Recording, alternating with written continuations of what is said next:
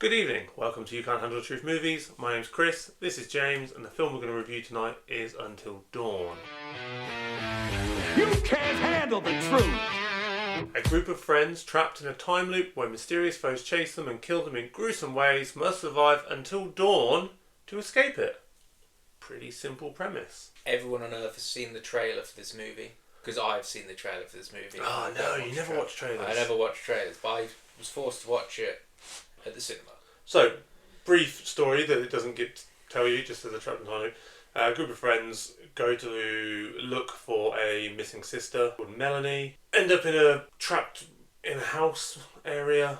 Yeah, they end up in the trapped area. They get there. It's good. I like the scene where they come through and the rain just has that rain fall. But that was pretty cool. It's all around. It's like a circle though. It's not just. They're looking for him. They meet a creepy old guy on the way. He's like, "Oh, yeah, some missing people."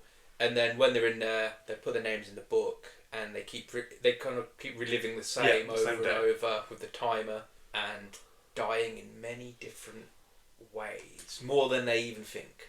Not that many different ways. Most of the ways are exploding. They're not all exploding. No, they're not all exploding, but they do explode a lot. No, so this is based on a computer game, this movie, right? So and they beat the last guy, the doctor, by making him drink some of his own water, and he explodes. Right. Visually, I really like the way they explode. I did. I wanted to see more.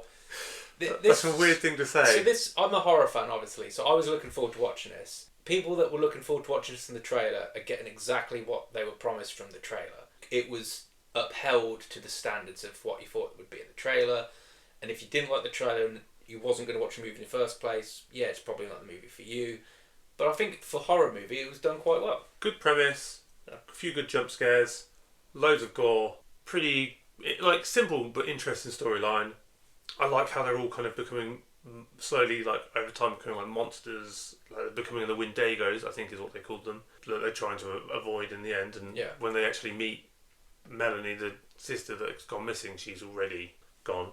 She's trying to kill them, so that's cool. They find out they can only survive 11 nights, is the best anyone's done. They think they're doing fine, they think they're 6, and then they look at the book and they realise they're on night 13. Yeah, they get is it video they have? Mm-hmm. The videos. The different ways of dying, and it has a good mixture. It's got a few jump scares that a couple caught me, and then it's got a little bit of gore. It's got some uniqueness, a little bit. Not obviously, a lot of these movies are all very samey, but it's got some uniqueness. Like when they blow up, I was like, oh, they're in the bathroom when it first happened. Yeah. And you just know that's a decent scene for this style of movie. The cast were quite good as well. The girl that I'm just gonna say it. I can't remember her name. Ella Rubin. Odessa. Clover. Oh, Odessa. okay. Oh, yeah. She was in the Hellraiser remake. Yeah. I thought that was better than the original. I'm just going to say it. Do you know what? Actually, I know who you're talking about now, and I know who you're talking about with Odessa. She's done a great job, and she's not made it big yet, but.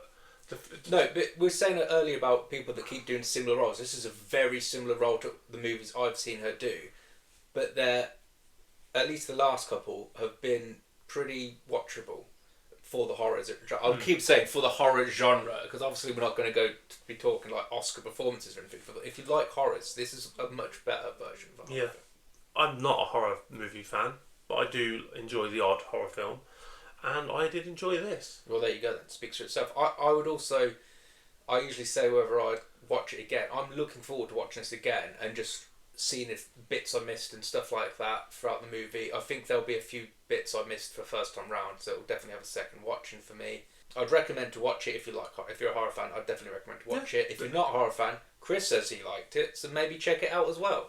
I like the thriller aspect into these things where there's a bit of a storyline, they're trying to figure it out at the same time as you're trying to figure things out. You didn't need to figure anything out, but you were with them trying to figure out how they're going to get out, survive. It's easy watching the guy you like. The doctor. Who's always a crazy ass Russian guy, doctor, scientist. I really liked him. Yeah, he's always pretty good. You know what you're getting with him. You need a crazy scientist guy, he's definitely one of the ones you're going to check in there. And out of all the films I've watched this week, that's the one that I would, if I was you have to watch one of them again, it would be that. I don't know how close it was to the game because I've never played it, so I'm sure there'll be a few game enthusiasts who are like, oh yeah, this bit wasn't like it was there, but you know. I'm gonna play the game this week just to find out. Yeah. It didn't take 2 hours to set up either. You get into the plot quite quickly, so for me it looked good. It had decent cast, kept me entertained. I'd probably watch it again. Obviously, isn't going to be the best movie of the year or anything, but it's definitely one of the better movies of the year. I'll give it a solid 7. You know what? 7 out of 7. 10. Yeah. Check it out. There. This thing is never going anywhere. Can you It's just you waving your finger.